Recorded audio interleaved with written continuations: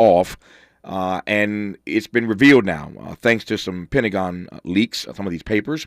And he'll unpack that for us in just a moment. You're listening to KBLA Talk 1580.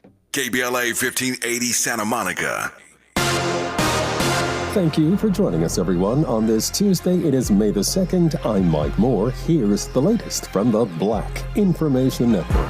A former Minneapolis officer has been found guilty of aiding and abetting manslaughter in connection to the murder of African-American George Floyd. In a nearly 200-page verdict, a Minnesota judge said Tootau made a conscious decision to actively participate in Floyd's death. The judge noted that Tao held back concerned bystanders and prevented an off-duty firefighter from providing medical aid to Floyd.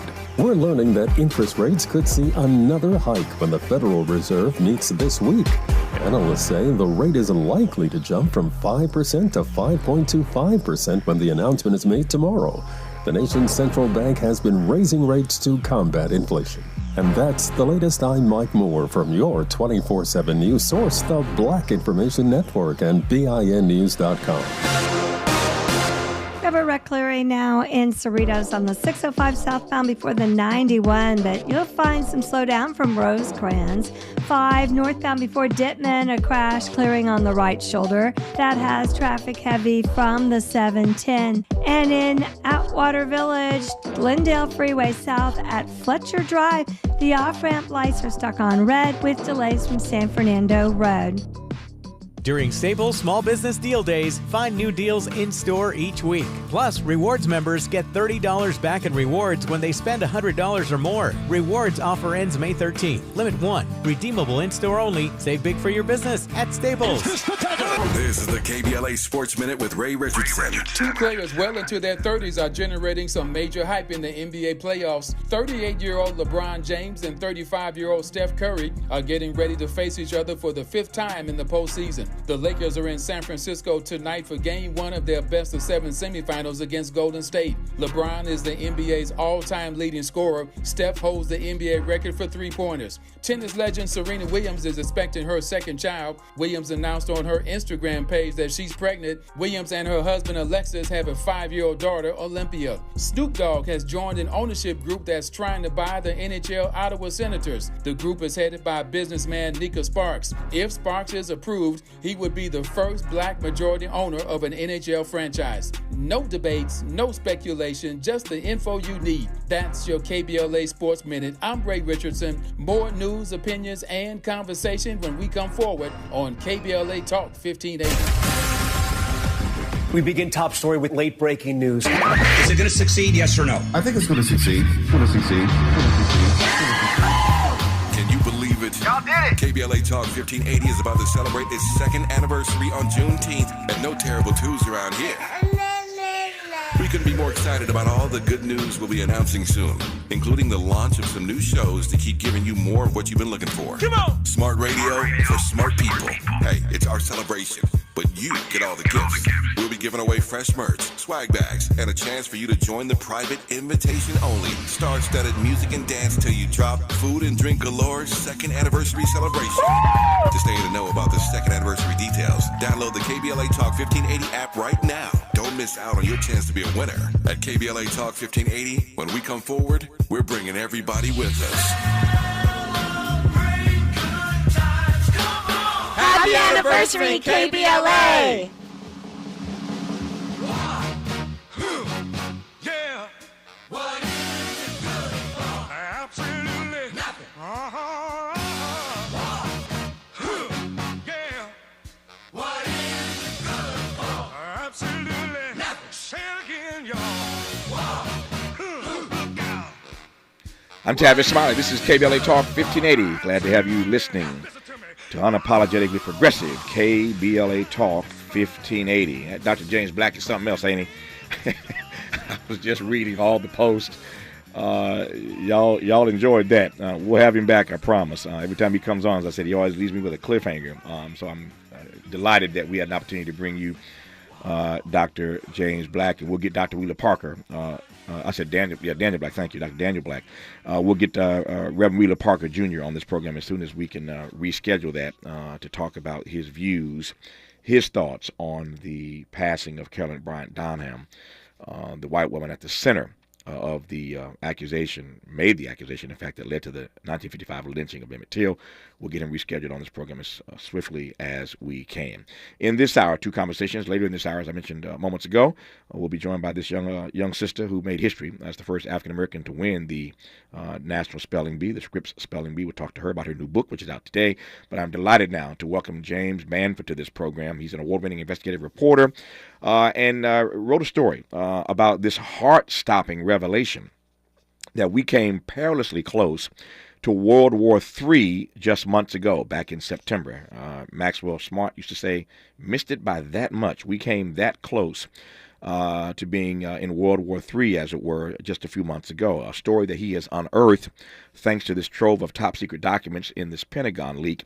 So we'll talk in a moment here about how shadow war over Ukraine nearly triggered a nuclear holocaust. And once again, I'm delighted to have as our guest for the next 30 minutes, James Banford. James, how are you, sir? Great. Thanks for having me on your show, Tavis. Man, it's my great delight to have you. Thanks for your story. I want to make the most of these less than 30 minutes that we have here. So, again, I don't want to color this first question too much. Let me start with this. Tell me about the leak of these papers, and then we'll go straightway into what you found in these papers. Well, the leak came from a airman, a U.S. Air Force airman, who placed documents on a web page. He was part of a chat group, and he wanted to educate some of his fellow chat members, so he put the documents beginning last year on the chat group. And nobody knew about it. The Pentagon didn't find out about it until just recently, and then it was discovered that he put hundreds of pages of classified documents on this chat group. So they're out there. They're out there on the Internet, and some of them are extremely revealing about what the U.S. government has been doing. Yep. Do we know why he chose to do that? I mean, there are always these whistleblowers, and they all have their own rationales for doing what they do. Do we know why he released these papers? Well, he hasn't said himself, but according to some of the people who were on that chat group, the reason was he was sort of the leader of this chat group, and he would talk about international issues. And in order to back up what he was saying and to elicitate on the details that he was giving his chat members, he began typing out some of the details he was learning in the Air Force. And then he eventually began putting the whole documents on there. So it was basically a show and tell. He had this group of people that were following him, and he wanted to show them in real form what the documents were actually saying. Yep. Before I get to the story again more directly, what's your view? I'm asking your own personal opinion now, James, as an investigative reporter. What's your view on whether or not what he revealed is of value, any value to the American people? Well, it's extremely valuable because the U.S. has always been very secretive and reluctant to actually tell what goes on during a war. During the war in Vietnam, there were so many secrets that were held that the public should have known about. It could have ended the war earlier, and same with the war in Iraq. There were so many secrets, how the U.S. got into the war, for example. I wrote an entire book on that. Mm-hmm. So, there's all these secrets that the government has that the public should know about how we get into a war, and some of those are coming out through these documents. Yeah. Finally, before I go again right into the story, do you think that the government ever learned anything, ever rethinks its positions on not sharing more with fellow citizens, with Americans, with the public, when these whistleblowers put stuff out that clearly underscores that they're keeping stuff away from us? What I'm getting at is whether or not you think that the government just becomes more entrenched in their belief that we ain't going to tell the American people anything, or is there any evidence that suggests that they rethink their position on being so secretive about all this stuff? Well, they say they do, but it doesn't. There's no evidence that they do, and it doesn't matter whether it's Democratic or Republican. They're both do the same thing. They both hide this key information. So it's lucky that the U.S. has whistleblowers every now and then. Mm-hmm. I was the first one to interview Edward Snowden in Moscow after he took his documents from the NSA, and nobody knew that the NSA was illegally eavesdropping on Americans until he released those documents. So no, it's leakers that sort of reveal what the government's really doing rather than the government itself. Yep. Edward Snowden, one of the most famous leakers, one of the most famous whistleblowers in the history of this nation. For those who know the name and haven't had an update lately, where is Edward Snowden? What's going on with him right about now? Well, he's been living in Moscow ever since he left the U.S. pretty much. What happened was he spent a number of months downloading secret documents and information from his computers where he worked at NSA in Hawaii, and then he took off for Hawaii. He took off for Hong Kong, mm-hmm. and that's where he revealed a lot of the information. From Hong Kong, he was going to fly to, I think it was Bolivia in South America, and to keep away from the U.S.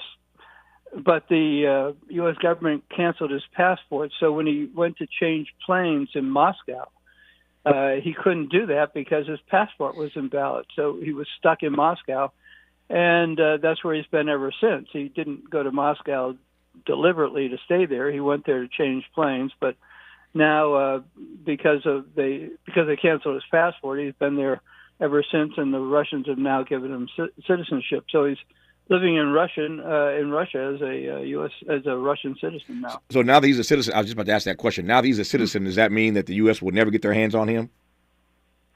Oh, no. I mean, if he puts one foot outside the country, in any country that the U.S. has a extradition treaty with, which is most of them, he'll be subject to what's known as a red notice, an Interpol red notice, and that country would arrest him, hold him, and then deport him to the United States. So he's pretty much landlocked inside Russia for as long as anybody could think of.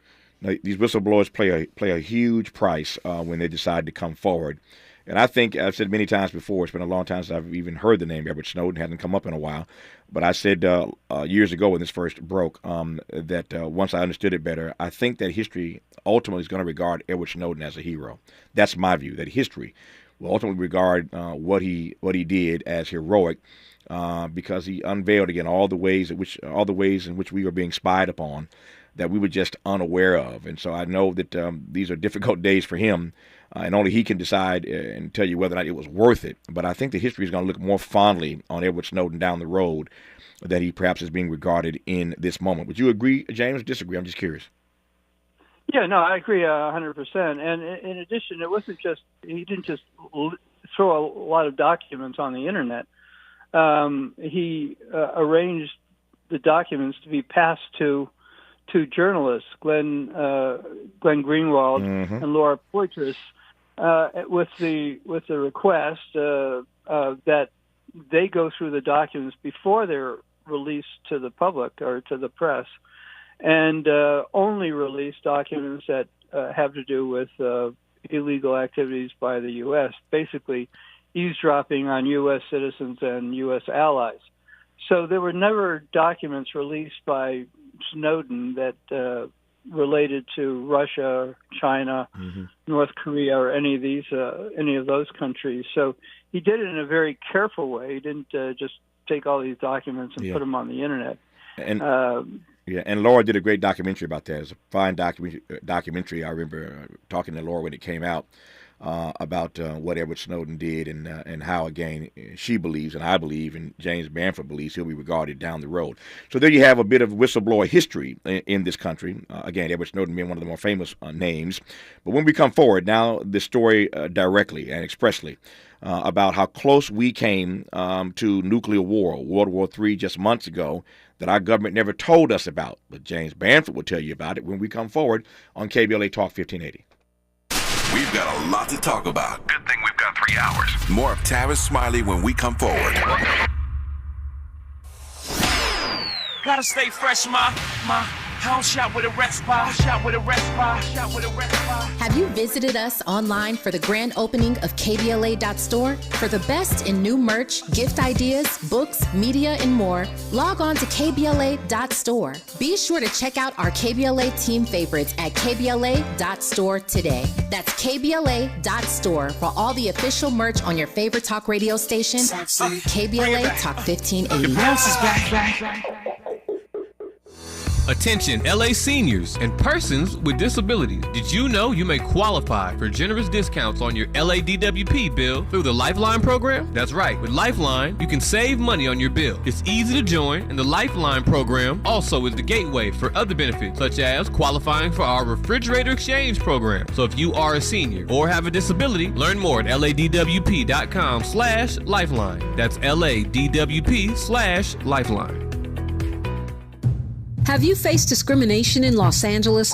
The City of LA Civil Rights Department can help. They investigate private sector discrimination in LA City in commerce, education, employment, and housing. If you're facing discrimination, submit a complaint online for free at laisforeveryone.com. That's laisforeveryone.com or call 213-978-1845.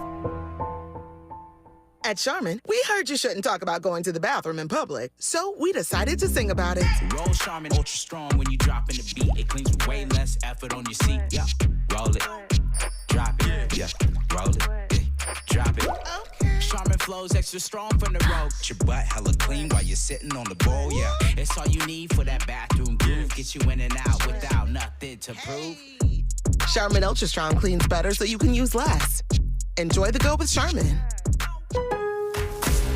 At Lowe's, we're always bringing pros more ways to save on the brands you trust. Right now, save up to $50 on select Tough Built products, including the new exclusive Tough Built Steelhead Framing Hammer. Plus, you'll always save big on job lot quantities when buying select building supplies in bulk. Because Lowe's knows savings, Lowe's knows pros. Must ask cashier to apply discount at time of purchase. Online discount is automatically applied in cart. See Lowe's.com or associate for more details and qualifying items. Lowe's reserves the right to limit quantities. Discount taken at time of purchase. Valid through 5/5. This is KBLA Talk 1580, where everybody is somebody and nobody is a stranger. You belong here. You do indeed, and we're glad to have you with us in this hour as we continue our conversation now with investigative reporter James Banford. He has a new book that is out this year. It's called Spy Fail: Foreign Spies, Moles, Saboteurs, and the Collapse of America's Counterintelligence. We'll get to that perhaps before we lose him. But James, now straightway to the story of how close we came to World War III just months ago. Take it away, sir. Well, according to the documents that were released by the whistleblower or the person that was in the chat group, just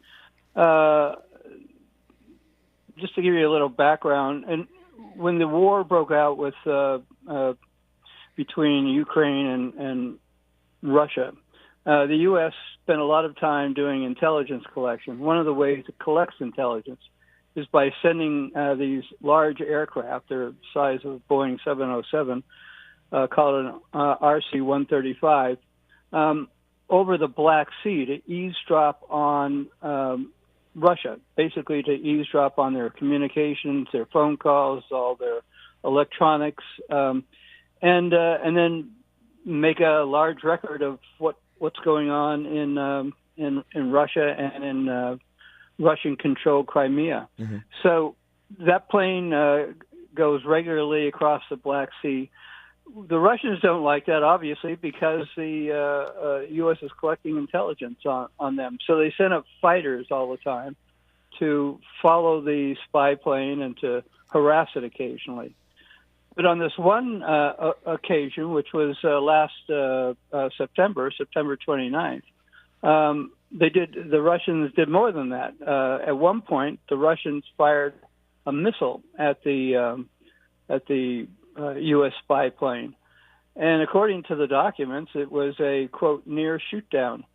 What happened was that the pilot of the fighter got a miscommunication. In other words, he misunderstood command from his headquarters back in Crimea, and he thought that the commander said to fire the missile at the U.S. spy plane. he said the opposite, not to fire a missile. So the missile was fired, and luckily there was another glitch. That second glitch made the missile misfire. So it came very close. It came just basically within a breath of not shooting down the RC-135 with over 30 British signals intelligence people on board. And the problem is, according to the UN, or rather the NATO treaty, any act against one member is an act against all members. So if the Russians had shot down the RC-135 with all the personnel on board, over 30 people, that would have been an act of war, and you at that point you've got a potential nuclear war between two nuclear powers, the U.S. and Russia. So it only takes an accident like that to cause a major war. And again, the public had no knowledge about that until the leak of these documents. Yep. Let me stay at the point you've made just now, James, which is that it would have started World War III because, again, an act against one member of NATO is an act against every member of NATO. And had they shot down that plane with 30 British personnel on it, then everybody would have been on Russia's behind, including the United States. And so now you're all in, and Russia, under Vladimir Putin's leadership, would not have gone gently into that good night. And so you can hear and see from James's reporting how this could very well have led to a nuclear holocaust, because, again, one member of NATO would have been attacked and everybody would have gotten involved by order of, or under the auspices of, the treaties, the agreement that all NATO members rather have signed. The point I want to put a finer point on is that it was an accident. And it's scary to think we came that close to an all-out war, but it's even scarier to consider that it would have all started, James, because of an accident. I mean, that's eerie for me. Right, and that's what happens when you have two nuclear powers that are exactly launched in a proxy war. There are so many accidents that can happen, and accidents that can lead to a nuclear war. What's the value, you think, in American citizens knowing about this, and now citizens of the UK, since there was a British plane, their citizenry knowing about it? What's the value of us being aware of this?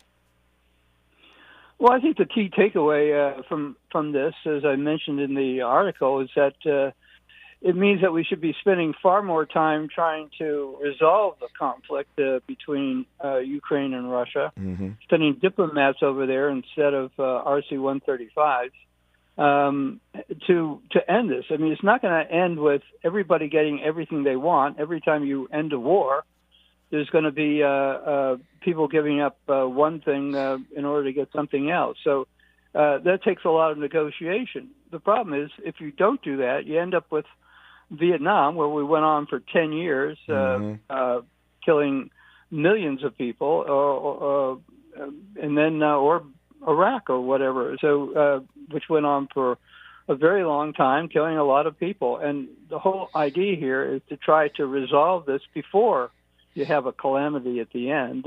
And what these documents showed is how close these two countries can come to having that nuclear holocaust. I mean, there's been talk numerous times during this proxy war between the United States and Russia over who has more nuclear weapons and who is tougher than the other one in terms of nuclear power, or nuclear weapons. So the fact that there's been this tough talk and there's an ongoing proxy war, all you need is a spark, and this is what this was a spark that could have launched a much bigger war. I'm glad those two glitches, we all should be grateful, even though we didn't know anything about it. Now that we know about it, we should be grateful that those two glitches occurred and that rocket did not hit that plane, because to your point, all hell would have broken loose had that happened. Let me ask you a couple more things right quick in the time I have left with you. Number one, since you mentioned the war, what's your take, James? What's your viewpoint on how long this thing has lasted? I did not expect when Russia invaded Ukraine that this would be ongoing as long as it has been. How do you read that it's still going on? Well, that's one of the other things that came out from these leaked documents is that the U.S. keeps the U.S. government largely, and to a large degree the media, keeps insisting that the war is going to end fairly quickly, that the Ukrainians are going to be victorious, and so forth. But the documents are far more pessimistic, and they say that the war is going to go on much longer, at least another year or so, possibly, and that the Ukrainians are not on the winning end of the war so far. So, again, it's a difference between what the government is putting, what the U.S. government is putting out to the public, and what the documents reveal. So. Both sides are dug in, and the only thing that will end this, short of many more people being killed, is a sort of a negotiated settlement, and that begins with people sitting down and having a ceasefire. It does indeed. They need a negotiated peace. We all need it in that region of the world. In the few minutes I have left, let me turn directly to your book, your new book. It's called Spy Fail: Foreign Spies, Moles, Saboteurs, and the Collapse of America's Counterintelligence. I want to tee up one specific thing in this book that I'm aware of now, and other readers are as well. The Trump campaign's collusion with Israel. Benjamin Netanyahu, the Trump's campaign's illusion with Israel. In the 3 minutes we have, give me the top story on that. We can read more about it in your book, though, James. Right. Well, there was enormous publicity given to Russiagate, the investigation of whether the Trump campaign colluded with Russia. Turns out that there wasn't any collusion with Russia after a 2-year investigation by the Mueller report. But what I discovered from FBI documents released under the Freedom of Information Act is that Russia didn't collude with the Trump campaign, but the Israeli government did. The Israeli government sent a secret agent over to the Trump campaign to offer secret intelligence to help them as a quid pro quo for Donald Trump, if he became president, to recognize Jerusalem as the sole capital of Israel and move the U.S. embassy there, which is what he did. So the collusion wasn't with Russia. The collusion was with Israel, and the U.S. has not done anything about it, and the U.S. hasn't released the documents except for this one that I got under the Freedom of Information Act, and it hasn't arrested anybody. So again, there's been a cover-up of this, and I think it's outrageous that this could go on. What was the bait that Israel used with the Trump campaign? Well, Israel had eavesdropped on the Russians, and they picked up the fact that the Russians were eavesdropping on Hillary Clinton and stealing her emails. Before the U.S. even knew about it, and they were offering that information, that intelligence, to the Trump campaign. In other words, inside information on the Hillary Clinton campaign. So that would have been very, very valuable. And again, it was totally illegal. There were all kinds of laws broken by this happening. What do you make of the fact, finally, James, that our eyes were, to your point, your brilliant point, your spot-on point, that our eyes were on Russia and Vladimir Putin, but the real persons who were colluding with the Trump campaign was the Israeli government. We were just watching the wrong target, were we not? Well, for 2 years, we were certainly watching the wrong target, and the press deserves a lot of blame for that because they kept pressing the issue constantly when there was nothing there, and the U.S. government wasted 2 years of taxpayer money investigating a plot that wasn't taking place, and then missing, or else certainly not doing anything about the real plot that was going on, the plot with Israel. In retrospect, now you understand better Donald Trump's Israeli policy because he was in collusion with them, according to this new book from James Manford, in colluding with Russia, with Israel rather, and its leader Benjamin Netanyahu to do what they wanted him to do once he elected president, which he did anyway. And for that, they were offering him all the dirty deeds on one Hillary Clinton. But the story has not been told until just now. thanks to investigative reporter James Bamford. His new book is called Spy Fail: Foreign Spies, Moles, Saboteurs, and the Collapse of America's Counterintelligence. James, thank you for all these years of your work and witness to bring us stories we otherwise would not know. I am deeply appreciative, as is the nation, whether they know it or not. But I want to say thank you, sir, for your time and for your work. Oh, great. It's an honor being on your show, Tavis, so thanks very much for having me. My great delight to have you on. More of Tavis Smiley after news, traffic, and sports on KBLA Talk 1580. The station you turn to when you've had it up to gear with cultural incompetence. KBLA Talk 1580. Thank you for joining us, everyone, on this Tuesday. It is May the 2nd. I'm Mike Moore. Here's the latest from the Black Information Network. A former Minneapolis officer has been found guilty of aiding and abetting manslaughter in connection to the murder of African-American George Floyd. In a nearly 200-page verdict, a Minnesota judge said Tootau made a conscious decision to actively participate in Floyd's death. The judge noted that Tao held back concerned bystanders and prevented an off-duty firefighter from providing medical aid to Floyd. We're learning that interest rates could see another hike when the Federal Reserve meets this week. Analysts say the rate is likely to jump from 5% to 5.25% when the announcement is made tomorrow. The nation's central bank has been raising rates to combat inflation. And that's the latest. I'm Mike Moore from your 24/7 news source, the Black Information Network, and BINnews.com. We have a wreck clearing now in Cerritos on the 605 southbound before the 91, but you'll find some slowdown from Rosecrans. 5 northbound before Dittman, a crash clearing on the right shoulder. That has traffic heavy from the 710. And in Atwater Village, Glendale Freeway south at Fletcher Drive, the off-ramp lights are stuck on red with delays from San Fernando Road. During Staples Small Business Deal Days, find new deals in-store each week. Plus, rewards members get $30 back in rewards when they spend $100 or more. Rewards offer ends May 13th. Limit 1. Redeemable in-store only. Save big for your business at Staples. This is the KBLA Sports Minute with Ray Richardson. Two players well into their 30s are generating some major hype in the NBA playoffs. 38-year-old LeBron James and 35-year-old Steph Curry are getting ready to face each other for the 5th time in the postseason. The Lakers are in San Francisco tonight for Game 1 of their best-of-7 semifinals against Golden State. LeBron is the NBA's all-time leading scorer. Steph holds the NBA record for three-pointers. Tennis legend Serena Williams is expecting her second child. Williams announced on her Instagram page that she's pregnant. Williams and her husband Alexis have a 5-year-old daughter, Olympia. Snoop Dogg has joined an ownership group that's trying to buy the NHL Ottawa Senators. The group is headed by businessman Nika Sparks. If Sparks is approved, he would be the first black majority owner of an NHL franchise. No debates, no speculation, just the info you need. That's your KBLA Sports Minute. I'm Ray Richardson. More news, opinions, and conversation when we come forward on KBLA Talk 1580. Ladies and gentlemen, the President of the United States of America. The story of Emmett Till and his mother is a story of a family's promise and loss and a nation's reckoning with hate, violence, and abuse of power. It's a story that was seared into our memory and our conscience, the nation's conscience, when Mrs. Till insisted that an open casket for her murdered and maimed 14-year-old son. She said, "Let the people see what I've seen."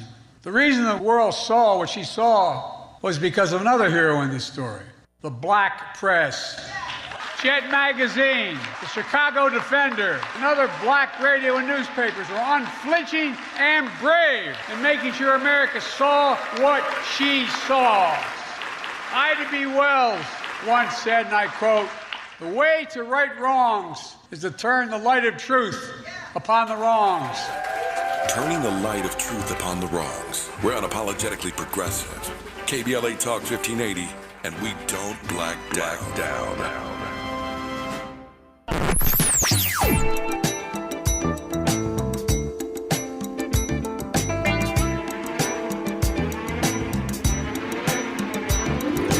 This is KBLA Talk 1580. Talk radio. That's music to your ears.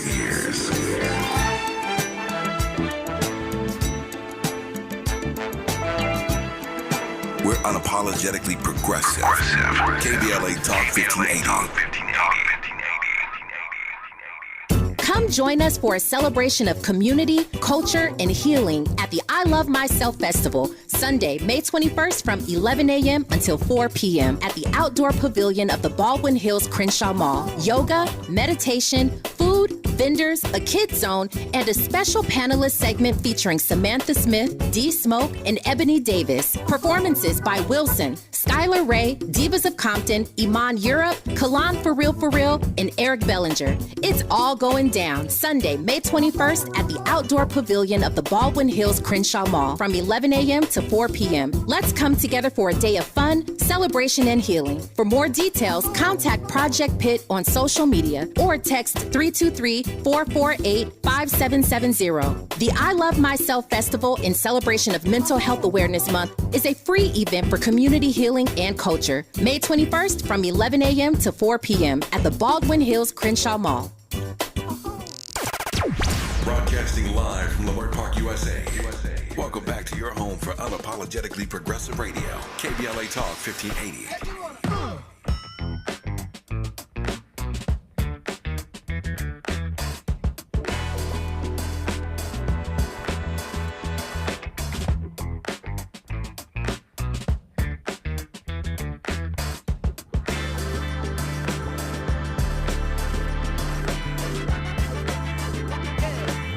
Maria. Does this word contain like the English name Murray, which could be the name of a comedian, or just the English name in general? I don't see that here. Bill Murray made the spelling bee. Maria. That tells you she's on the right track, though. Wait, what is the language origin?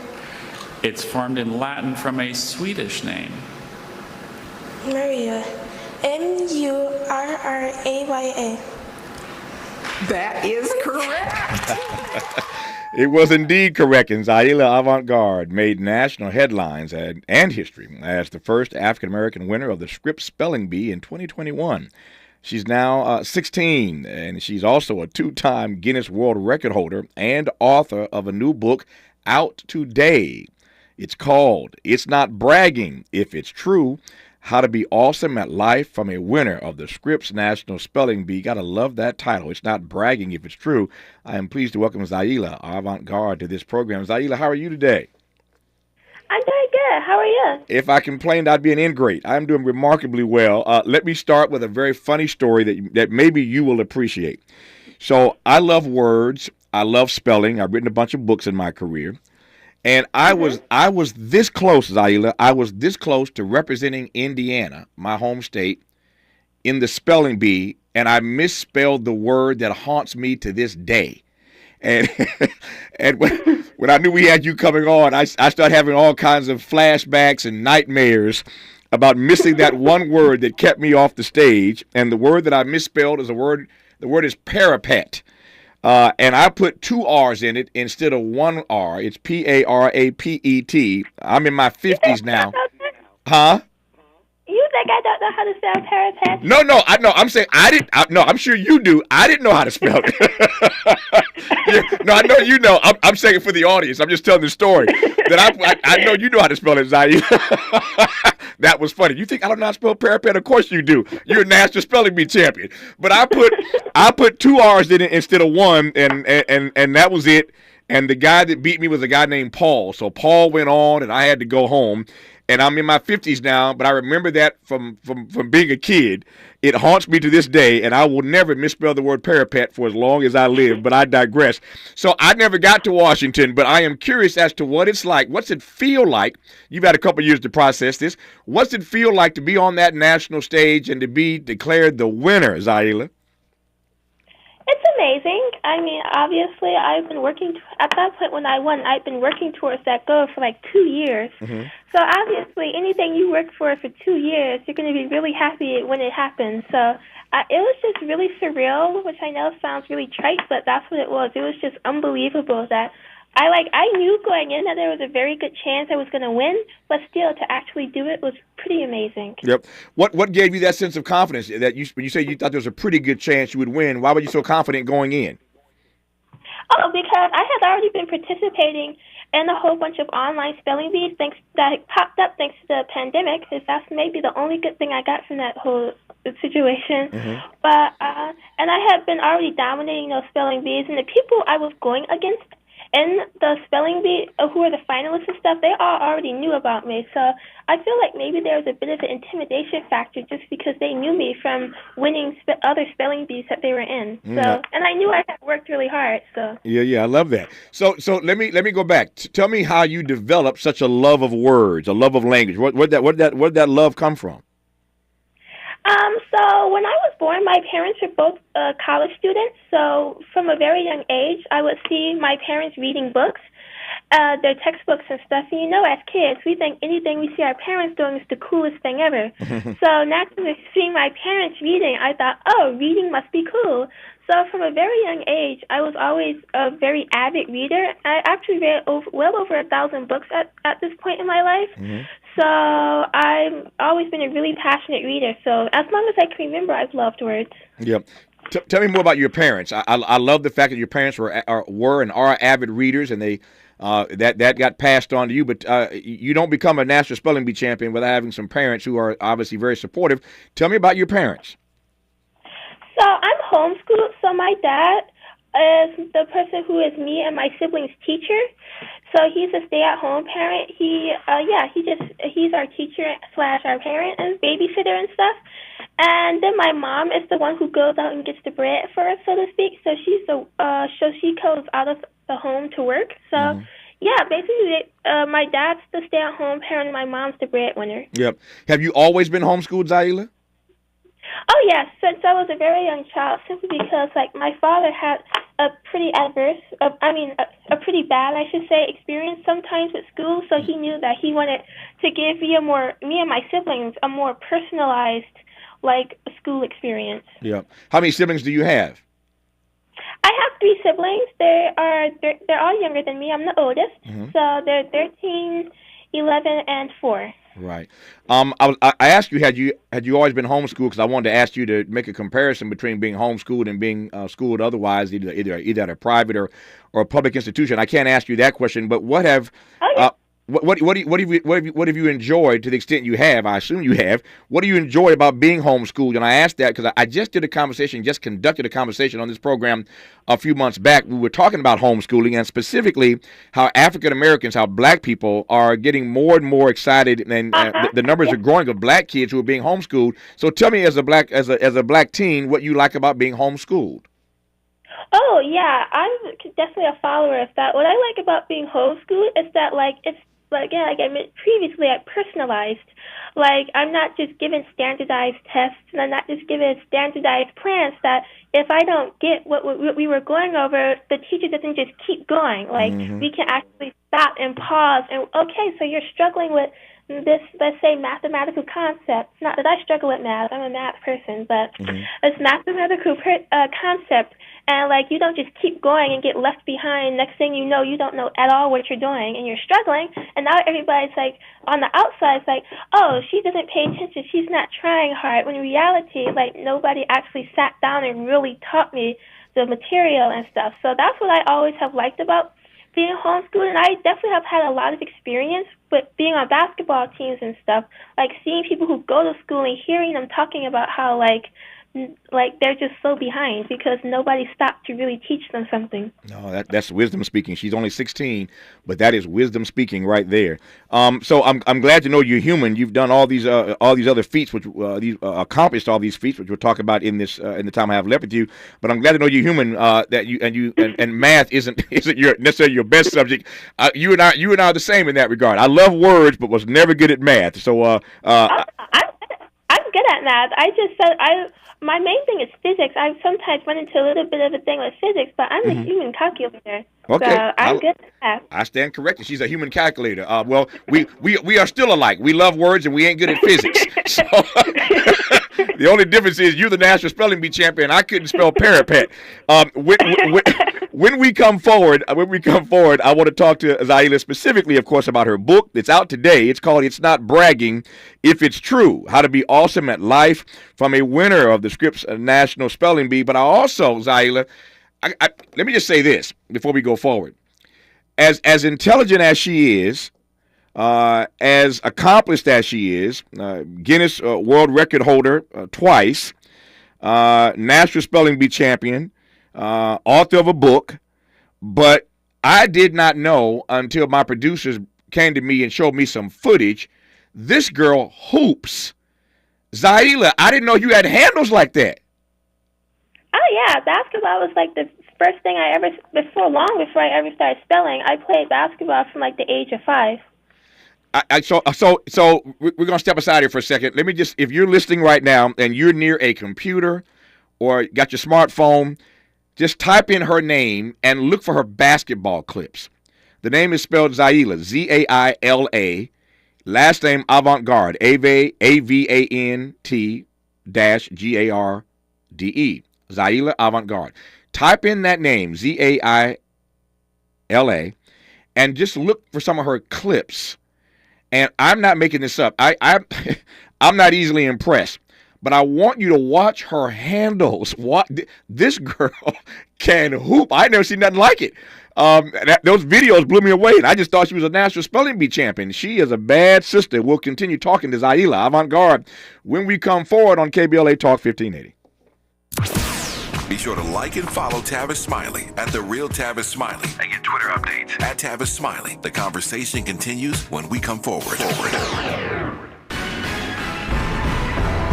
Outrage in Egypt over Netflix's Black Cleopatra. Maisha Cairo here with your K-Black Minute News, brought to you by Lendistry. The life of Cleopatra VII, Queen of Egypt from 51 to 30 BC, is still captivating even now in 2023. The recent announcement of Netflix's upcoming docuseries, Queen Cleopatra, which casts Black British actress Adele James as its coveted lead, has the Queen's ethnicity as a topic of conversation once again. Narrated by the talented Jada Pinkett Smith, this docuseries will uncover the truth behind Cleopatra's heritage, intellect, and beauty. I know I'll be watching. Will you? Let us know on all of our socials at KBLA 1580.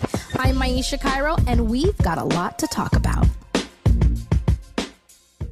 Are you between 18 and 26 years old and trying to find out how you're supposed to make all this work? If you've said, I need a job and some transportation, rent, it's so high. Food too. There's childcare and I need to go back to school. I need to transform my life. Well, help is on the way. Transform Your Life Day is coming Saturday, April 29th at San Manuel Stadium. It's a shopping mall of free community services where you can talk with programs and even enroll right on the spot. It's free help for young adults to get you started on meaningful careers, finish up your diploma or your college degree. There's help with finding housing, transportation, food, and childcare. Plus, you get a free ticket to the 66ers game, free parking along with prizes. Get there early for free food. Reserve your free space today at ccc.ca.gov. That's ccc.ca.gov. ccc.ca.gov.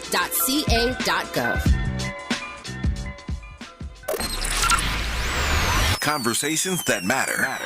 You're listening to Tavis Smiley on KBLA Talk 1580. I left out a key part of my story. I was just telling to Miles and JD in the studio, and they were falling out laughing. But I mentioned earlier that I misspelled the word parapet at the spelling bee in Indiana that kept me out of the national competition. And this guy named Paul won. Paul and I, it turns out, went to the same school. And Paul's parents were working on the day of the competition and couldn't take Paul to the competition. So guess who gave Paul a ride to the competition? Joy Smiley, Tavis's mother. We gave Paul a ride to the competition, and Paul beat me. And if I'd never taken Paul, why you laughing, Zyla? That ain't funny. That is not funny, Zyla. If we had never taken Paul to the competition, Paul wouldn't have beat me that day, perhaps. But I digress. As you can tell, I'm still scarred by this, Zyla. All these years later, I am still scarred by it. So let me. So Zyla, I want to come back to this right quick. So these hoops, like what? What turns you on to basketball so early? And I mean, you're so amazing to watch in these video clips. The better question is, who turns me on to basketball? Okay. When I was like a young kid or whatever, I was like a really energetic kid. Like I was like the kid who like looked like they had way too much sugar all the time.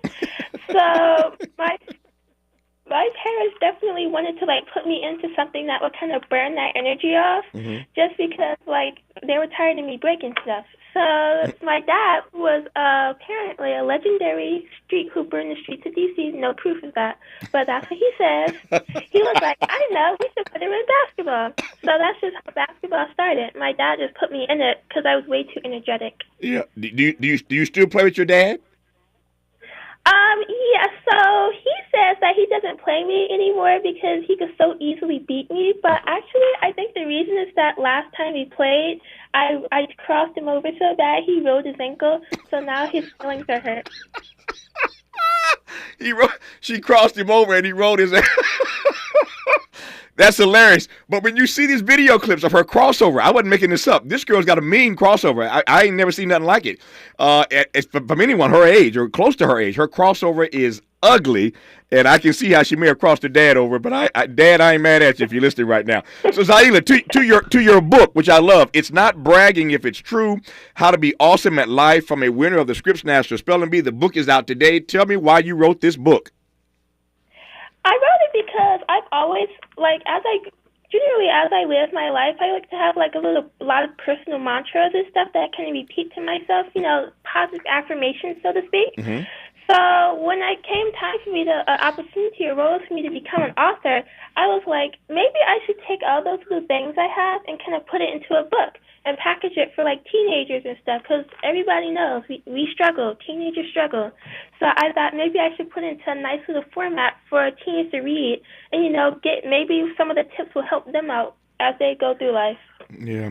That's awfully kind of you, but you did a great job with it, and I'm sure others will be empowered by it. When you say teens struggle, that's fascinating to hear from a teen, to acknowledge that, to admit that. Tell me a bit more about that, about your own personal journey or those of your friends, your colleagues. When you say teens struggle, sort of unpack that for me a little bit more, Zaila. I mean, and kind of the best cliche way I can think of to put it is just like, it's just a time of transition. Like, it took forever for me to, like, kind of accept that, like, I'm no longer a little kid. Like, that was a bit of a teenage struggle, like, looking at myself and I'm looking and I, like, see this big woman-sized person. I'm 5'8", so I'm not a little person. Mm-hmm. So, like, I look at myself and I'm, like, in this woman's body, so to speak, but, like, I still have the mentality of, like, an 8-year-old. I feel like I'm still a little kid. So, like, for me, that was, like, the struggle for me personally, just, like, realizing, okay, it's time to transition into becoming an adult now. Because that was the thing that was a struggle for me. Like, that was really hard for me, really. No, I'm glad you shared that, and I appreciate the transparency. And her voice, you can tell, is soft, and she has a lilting. Let's call it lilting. Her voice lilts when she talks, and it's a sweet voice. But don't let the sweet voice fool you. When you see that videotape of that crossover, she don't. As I said, I'll leave it there. Don't let the voice fool you. When we come forward, our remaining moments with Zaila Avant-Garde. Her book is out today. It's called "It's Not Bragging If It's True: How to Be Awesome at Life" from a winner of the Scripps National Spelling Bee. You're listening to Zaila right now on KBLA Talk 1580. We may be LA's newest talk station, but when you're punching above your weight, it's not about whether you can throw a punch. Can you take a punch? We're unapologetically progressive. KBLA Talk 1580. K.O. And we don't black down. The possibility of lung cancer can be pretty scary, especially if you're one of approximately 8 million current or former smokers at high risk. That's why SaveByTheScan.org wants you to know that now there's a breakthrough low-dose CT scan that can detect lung cancer early, and it only takes 60 seconds. You stop smoking, now start screening. For an easy quiz to see if you're eligible, visit SaveByTheScan.org. It could save your life. SaveByTheScan.org is brought to you by the American Lung Association's Lung Force Initiative and the Ad Council. Some people won't give you the real talk on drugs, but it's time we know the facts. Fentanyl is killing people. It's a powerful opioid, often made illegally and commonly mixed with illicit drugs. It can even be pressed into counterfeit pills that resemble prescription medications. Just 2 milligrams, about the size of a few grains of sand, can potentially be lethal. This isn't an ad to scare you, but it is an ad to make you think twice. Get the facts. Go to realdealonfentanyl.com. This message is brought to you by the Ad Council. Meet Joe A, Joe B, and Joe C. What's up? 3 everyday Joes perfecting their banking with Chase. Joe A is locking his lost debit card with the Chase mobile app. Joe B is cruising toward his new ride with AutoSave. And Joe C's Chase banker is helping him budget to go back to school. Tools that help protect. Support for what's next. One bank that puts you in control. Visit chase.com/checking. Chase. Make more of what's yours. Chase mobile app is available for select mobile devices. Messaging and data rates may apply. JP Morgan Chase Bank, N.A. member FDIC. Before new Cascade Platinum Plus, I would pre-rinse all my dishes because my old detergent just wouldn't get them clean. But now, I do dishes differently. And no pre-wash, no rewash, money-back guaranteed kind of different. Because Cascade Platinum Plus has double the grease fighting power of Dawn built right in, with twice the scrubbing power, giving me a clean that lets me break all the dish rules. I just scrape, load, and I'm done. Yep. So clean. With Cascade Platinum Plus, I dare to dish differently. Interrogating your assumptions and expanding your inventory of ideas. Let's get back to Tavis Smiley on KBLA Talk 1580. Let's get back to Zaila Avant-Garde. Just a few minutes left in this hour with her. Zaila, I mentioned you hold 2 Guinness World Records for your basketball skills. Tell me about those records. So I have a Guinness World Record for most bounce juggles in 1 minute with 4 basketballs, and I have the Guinness World Record for most basketballs dribbled by one person. Wow. Yeah, it's awfully impressive. So you're 16 now. So what? And your book is out today. Once again, it's called "It's Not Bragging If It's True: How to Be Awesome at Life," from a winner of the Scripps National Spelling Bee. Who's the core audience for your book? We have a lot of adults listening right now, I'm sure. So who's the core audience for your book? The core audience that you're going to see if you look it up is going to say 8 to 12. Okay. However, I believe that anybody can take hints from this book, and I've had already a lot of family members and stuff who have read the book and are just random adults and stuff. Like my people who are working with me on the book have said that they can take tips from this book, and they have taken tips from reading the book. So, strictly speaking, the audience is 8 to 12-year-olds, but definitely anybody can read this book. Nope, I wanted to ask that question for all the parents listening who now know exactly who the book is targeted for specifically, and I appreciate your response to that. So, before I let you go here, so what's next for you? What does Zaila ultimately want to do in life? Ultimately, I would like to go to Harvard or MIT to play basketball, and also go to Harvard or MIT. But I'm definitely leaving my options open. And from there, I don't even know. I have some interest in maybe becoming an NBA head coach, maybe working at NASA, or maybe working in neuroscience. So, I got a lot of different options open. Yeah, I hear it, and knowing you, or just watching your track record so far, you might be doing all 3 at the same time. Because if you can dribble that many basketballs at one time, instead of Guinness World Record, I am certain if you wanted to, you could do all of those simultaneously. How are your parents and how are your siblings handling all this exposure you're getting and all of this the success, the accomplishments? How are your family handling this, and how are they keeping you grounded, Zaila? I've never really gotten to the point where my head floats up into the sky. I think part of it is because due to my basketball skills especially, I've had a lot of experience with people talking to me and treating me, I guess, on some sort of pedestal or whatever. Since I was 6 years old, I've been a really good dribbler and basketball player and stuff. So at this point, I feel like my head doesn't really float into the sky. But my parents, the way my dad deals with the exposure is just by hiding in the house all day. That's how he deals with it. But my mom is a little harder on her because she has to take off from work and stuff a lot to take me to these places. And it's how many times can you really tell your employer, oh, yeah, I'm just leaving to go to New York City? That's not really a great reason. Zaila, you are precious. You are precious, and I am so delighted to have had this time to talk to you. I wish you nothing but the best. Not that you need it, but I wish you nothing but the best. All good things in the coming months and years, and your parents must be wonderful people. So congratulations on all of your success. Congrats on this book that's out today. It's called It's Not Bragging If It's True: How to Be Awesome at Life, from a winner of the Scripps National Spelling Bee. I look forward to talk to you somewhere down the road as your career continues to unfold, Zaila. But thank you for this opportunity today. I appreciate you. Thank you for having me. It's my great delight. And there you have a show, 3 hours gone just like that. How delightful was that? Zaila Avant-Garde, 16 years old now, the first African-American winner of the Scripps National Spelling Bee in 2021. And she's going straight up. And I don't mean like a jet. I mean like a rocket. I ain't mad at her. That's our program for the day. Back tomorrow morning, Lord willing, to do it all over again. 9 a.m. to 12 noon Pacific time. Time now for the KBLA Midday Money Chain. Up next, the Millionaires Roundtable with Lynn Richardson, to be followed by Ahead of the Crypto Curve with Najee Roberts. Old money, new money. Either way, got you covered here on KBLA Talk 1580. Until tomorrow morning, Lord willing, thanks for tuning in. And as always, keep the faith.